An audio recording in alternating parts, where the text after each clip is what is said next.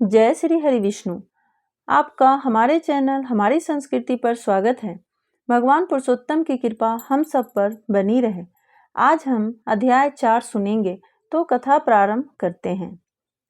भगवान नारायण नारद मुनि से बोले, हे नारद, अब मैं तुम्हें वह करुण कथा सुनाता हूँ जो अधिक मास ने स्वयं भगवान पुरुषोत्तम के सामने कही थी। यह कथा लोक कल्याण करने वाली है, ध्यानपूर्वक सुनो। अधिक मास अत्यंत दुखी होकर भगवान के चरणों में गिर पड़ा और करुण स्वर में बोला, हे प्रभु, हे कृपा के सागर, मुझसे बलवान अन्य महीनों ने मुझे मलमास कहकर तुच्छ ठहरा दिया है। उन्होंने मुझे अपने बीच से निकाल दिया है। मैं अनाथ और स्वामीहीन हो गया हूँ। आप तो दीनों के रक्षक है, फिर मेरी रक्षा क्यों नहीं करते। वह आगे बोला, हे नाथ, जैसे आपने संकट में पड़े भक्तों की रक्षा की है, वैसे ही मेरी भी रक्षा कीजिए।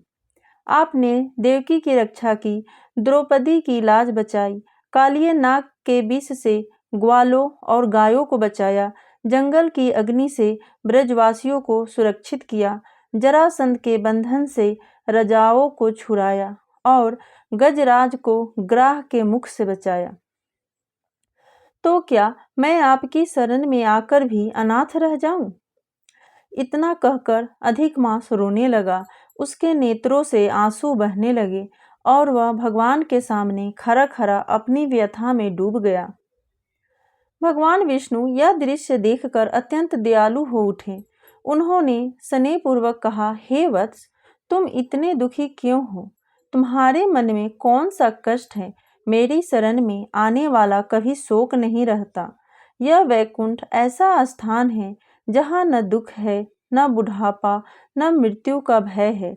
यहाँ केवल आनंद ही आनंद है। फिर तुम यहाँ आकर भी दुखी क्यों हो?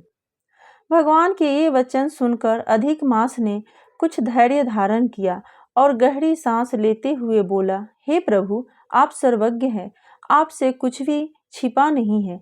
फिर भी मैं अपनी व्यथा कहता हूँ।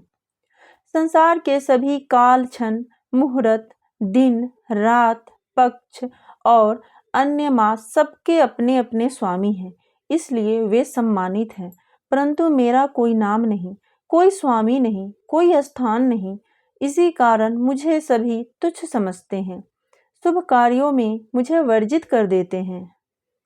वह और भी दुखी होकर बोला, लोग मुझे मलमास कहकर अपमानित करते हैं, कहते हैं कि मैं अशुभ हूँ, त्याज्य हूँ और सभी कार्यों में बाधा डालने वाला हूँ। इस अपमान से मेरा हृदय टूट गया है।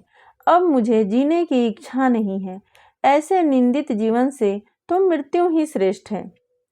अधिक मास की यह करुण पुकार सुनकर वह बार बार कहने लगा, मैं नहीं जीना चाहता, मैं मर जाऊंगा। ऐसा कहते कहते वह अचानक भगवान के चरणों में गिर पड़ा।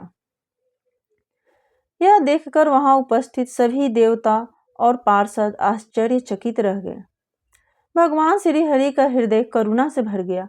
वे मेघ के समान गंभीर और चंद्रमा की किरणों के समान शीतल वाणी में उसे शांत करते हुए बोले, हे प्रिय, धैर्य रखो, मैं तुम्हारे दुख का निवारण अवश्य करूंगा।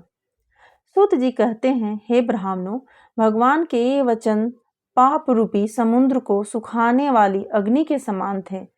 उन्हें सुनकर नारद मुनि अत्यंत प्रसन्न हुए और आगे की कथा सुनने के लिए उत्सुक हो उठे।